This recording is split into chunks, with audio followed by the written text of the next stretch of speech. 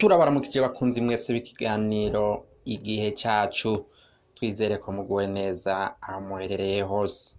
Abari mu bibazo nabo tubabwiye tuti mwihangane, nta mvura idahita.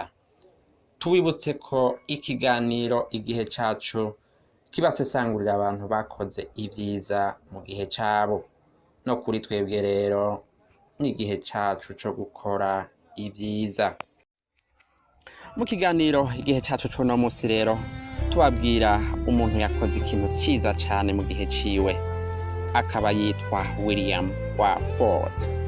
W.Walford rero akaba ariwe dukesha ururirimbo rwakunzwe cane kw'isi yose, ururirimbo ruvuga ngo ugusenga ugusenga.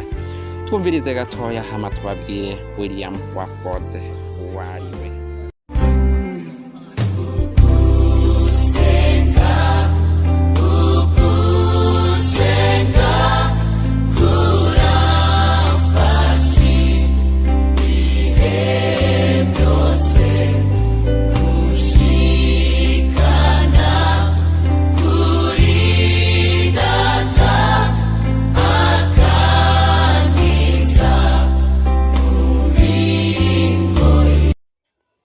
W.Walford rero niwe dukesha ururirimbo ruvuga ngo ugusenga ugusenga. W.Walford yavutse ari impumyi, avukira mu gihugu c'Ubwongereza mu mwaka w'1772. W.Walford nta mashure yize, ariko yari afise ingabirano yo gufata mu mutwe, aho mbere yigisha n'ijambo ry'Imana mw'ishengero, kuko imirongo myinshi ya Bibiliya yarayizi ku mutwe.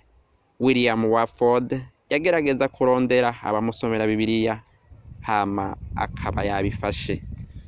Umupasitori w'umunyamerika yitwa Thomas Salmon rero niho yagendeye W.Walford, maze William yiganira umupasitori ko hari poeme canke icese yumva afise mu mutwe, ariko ko yabuze uwo yimwandikira, bakayirungikira ibinyamakuru kugira nibumva hari ico imaze ikazoja habona. Tumira amate hama tubandanye.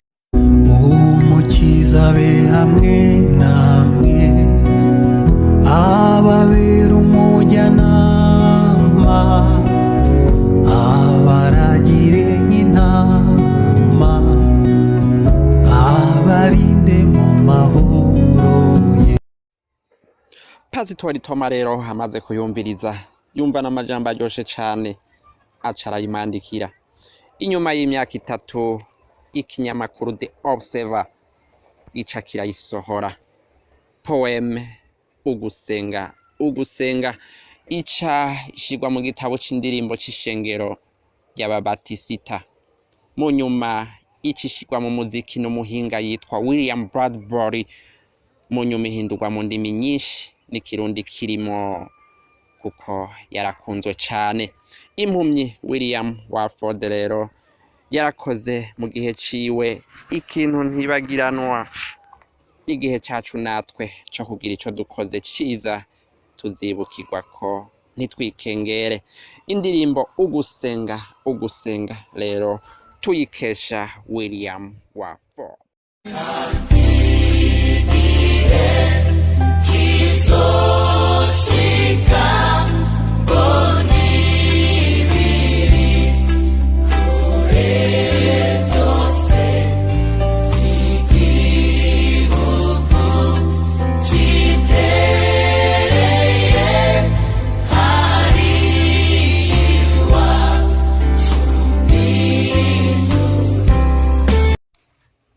Aha niho ikiganiro igihe cacu c'uno musi kigarukiye. Mwakoze mwese mwaduteze amatwi, tukazosubira mu kiganiro cacu co hanyuma. Mwari kumwe na Tarsisi Nzosaba, uwabateguriye yongera abashikiriza ikiganiro. Ndabubaha mwese, mugira muba mwubahwe, Imana ibahezagire.